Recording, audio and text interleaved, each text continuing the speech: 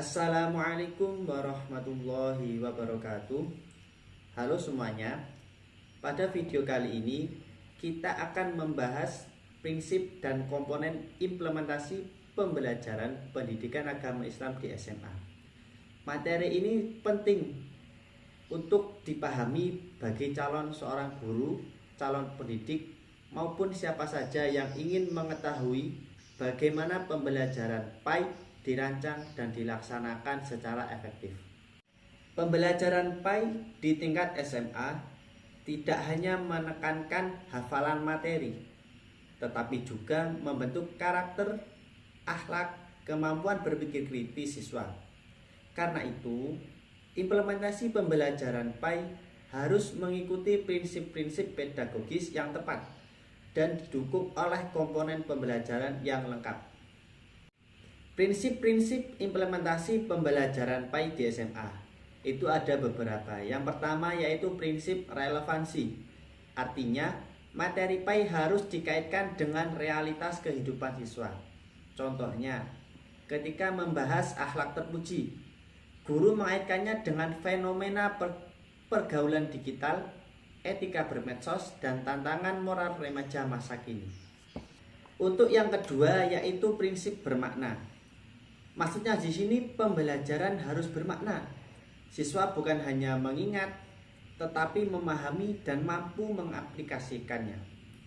Metode seperti studi kasus, proyek keagamaan, atau praktik ibadah dapat membantu belajar lebih bermakna.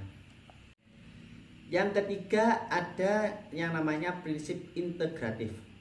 Maksudnya di sini pembelajaran PAI sebaiknya terintegrasi dengan mata pelajaran lain dan kehidupan sehari-hari siswa. Misalnya, integrasi nilai kejujuran saat pembelajaran ekonomi atau integrasi kepedulian lingkungan saat pembelajaran biologi.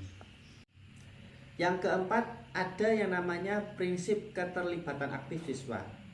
Maksudnya di sini siswa harus menjadi subjek, bukan objek. Guru berperan sebagai fasilitator yang mendorong interaksi, tanya jawab, hingga refleksi diri.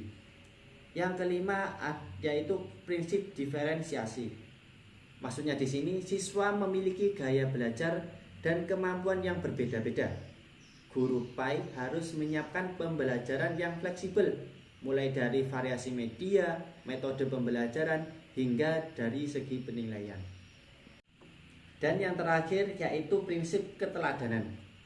Dalam pendidikan agama Islam, pendidikan tidak hanya lewat dari kata-kata atau buku atau lain sebagainya, tetapi melalui contoh nyata, seperti guru yang disiplin atau guru yang memberikan contoh disiplin, jujur, dan sabar adalah pembelajaran langsung bagi siswa. Selanjutnya, kita akan membahas tentang komponen-komponen implementasi pembelajaran pendidikan agama Islam di SMA. Yang pertama itu ada tujuan pembelajaran. Setiap pembelajaran harus memiliki tujuan yang jelas. Apa yang harus dipahami, dirasakan, dan dilakukan oleh siswa setelah mengikuti pelajaran.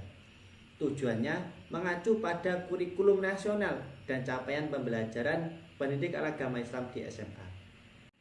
Komponen yang kedua yaitu materi pembelajaran. Materi pendidikan agama Islam di SMA meliputi ada materi akidah, materi ibadah, materi akhlak, materi sejarah Islam, dan materi fikih.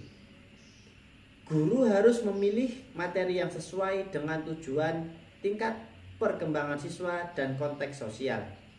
Yang ketiga ada metode pembelajaran. Nah, di sini pemilihan metode sangat menentukan kualitas pembelajaran. Guru dapat menggunakan ceramah interaktif, diskusi, tanya jawab, demonstrasi ibadah, pembelajaran berbasis proyek, hingga pemecahan masalah.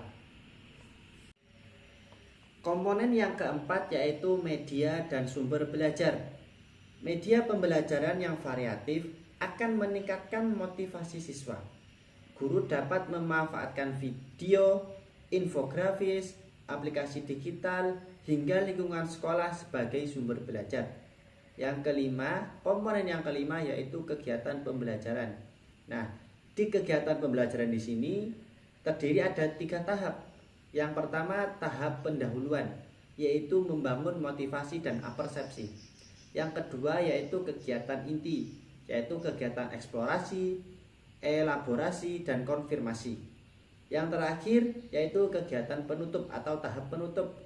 Tahap penutup di sini meliputi refleksi, rangkuman, dan kegiatan tindak lanjut. Dan yang terakhir, komponen yang terakhir yaitu penilaian pembelajaran. Penilaian pendidikan agama Islam atau PAI tidak hanya mengukur pengetahuan, tetapi juga sikap dan keterampilan. Bentuk penilaian dapat berupa tes tulis, observasi akhlak, tugas proyek, portofolio, maupun praktek-praktek ibadah seperti praktek sholat, praktek wudhu, dan lain sebagainya. Dengan menerapkan prinsip-prinsip yang tepat dan menyusun komponen pembelajaran secara lengkap, pembelajaran pendidikan agama Islam di SMA akan lebih efektif, menyenangkan, dan berdampak pada pembentukan karakter siswa. Terima kasih sudah menonton dan menyimak penjelasan dari saya. Kurang lebihnya saya mohon maaf. Saya akhiri. Assalamualaikum warahmatullahi wabarakatuh.